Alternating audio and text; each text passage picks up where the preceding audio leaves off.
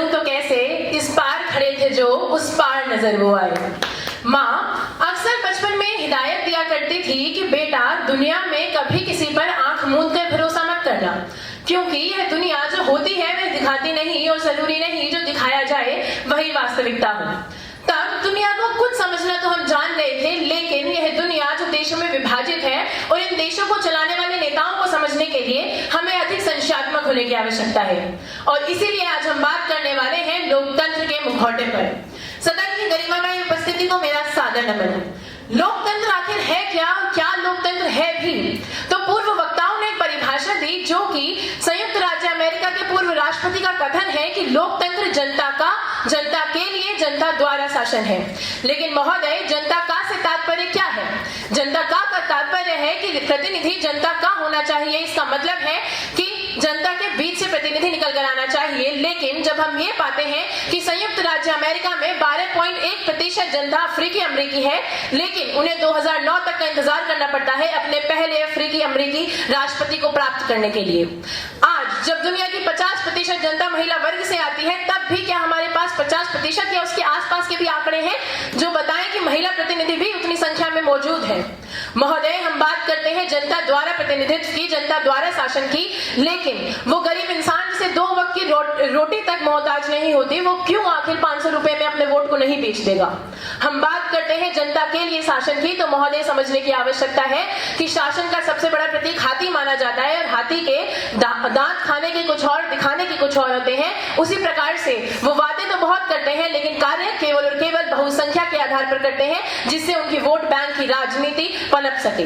महोदय, विश्व का हर देश आज अपने आप को लोकतंत्र कहलाने पर टिका हुआ है, लेकिन वास्तविकता तो 2014 की इकोनॉमिक्स इंटेलिजेंस यूनिट की वह रिपोर्ट बताती है जो कहती है कि आज भी दुनिया में 52 देश ऐसे हैं जो कि तानाशाही या सत्तावादी का शिकार हैं। और इसी सत्यता को प्रमाणित करती है कैमरून की पॉल बिया की सरकार, जो 1975 में वहां के प्रधानमंत्री बनते हैं और 1982 में वहां के राष्ट्रपति, और अंततः कह देते हैं कि उनके ऊपर कोई भी आपराधिक कार्यवाही नहीं की जा सकती। महोदय, समानता का मूल्य वहां खिल्ली उड़ाता हुआ नजर आता है।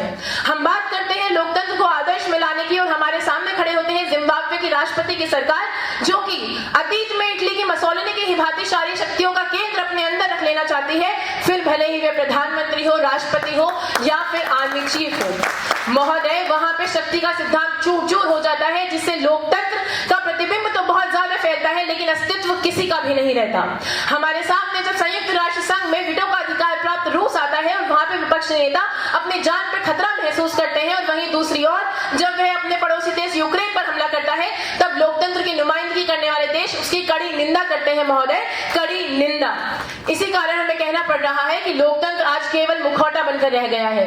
लोकतंत्र आखिर ये लोकतांत्रिक तरीके से चुन के आते लोग हैं, ये मुखौटा मात्र कैसे रह गए? तो समझने की आवश्यकता है। जब आपकी देशभक्ति की भावना को ध्रुवीकृत करके उसमें राष्ट्रवाद लाया जाता है, जब व्यक्ति के ऊपर समूह को रख दिया जाता है और बतलाया जाता है कि आपका समूह विपत्तिग्रस्त है, उसके लिए आपको कार्य करना पड़ेगा, अपना सर्वस्व न्यौछावर करना पड़ेगा।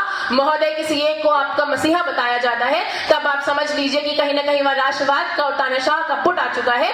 इसीलिए महोदय, यदि आज आप भारत में ये समझते हैं कि आपका धर्म, आपकी जाति, आपका समूह विपत्तिग्रस्त है और कोई एक मसीहा ऐसा है जो आपको बचा सकता है, तो जान लीजिएगा शायद इसीलिए भारत को आज आंशिक लोकतंत्र कहा गया है। और इसी का उदाहरण यदि हम अतीत में देखें तो हमको देखने को मिलता है कि जर्मनी में जब वर्साई की संधि के बाद हिटलर क्या करते हैं? हिटलर आर्यों को यहूदियों के सामने खड़ा कर देते हैं और फिर जिनोसाइड करते हैं। महोदय, समझने की आवश्यकता है कि इसी को लोकतंत्र का मुखौटा माना जाता है, जो कि आज लोग खुलेआम करते हैं।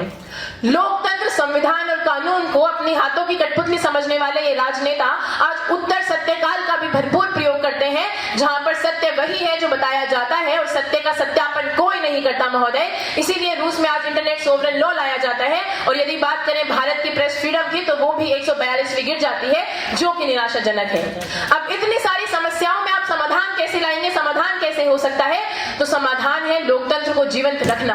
आप नेताओं से ये नहीं कह सकते कि नेता आपके लिए कार्य करेंगे, आपको नेताओं से अपने लिए कार्य कराना होगा, और वह संभव है जब आप आंदोलन करें, जब आप विरोध करें। और आंदोलन और विरोध केवल तब तब संभव है जब जनता जागरूक और शिक्षित हो।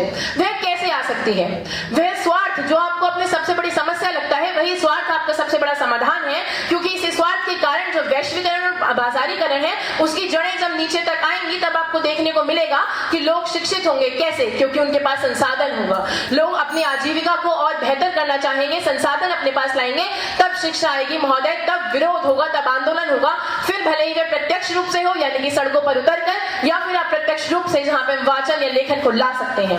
महोदय, आज लोकतंत्र की जिजीविषा अभी कायम है, हम ला सकते हैं। इसी का उदाहरण है कि कई कवि अभी उनका कटाक्ष करते हैं। इसीलिए अंत में डॉक्टर हरिओम पवार की कुछ पंक्तियों के साथ मैं अंत करना चाहूंगी कि राजनीति में बड़े अचंभे हैं जी क्या करें, राजनीति में बड़े अचंभे हैं जी क्या करें, हत्यारों के हाथ बड़े लंबे हैं जी क्या करें। आज ऐरे गहरे भी महान बने बैठे हैं, जाने माने गुंडे संविधान बने बैठे हैं, जाने माने गुंडे संविधान बने बैठे हैं। बहुत बहुत धन्यवाद।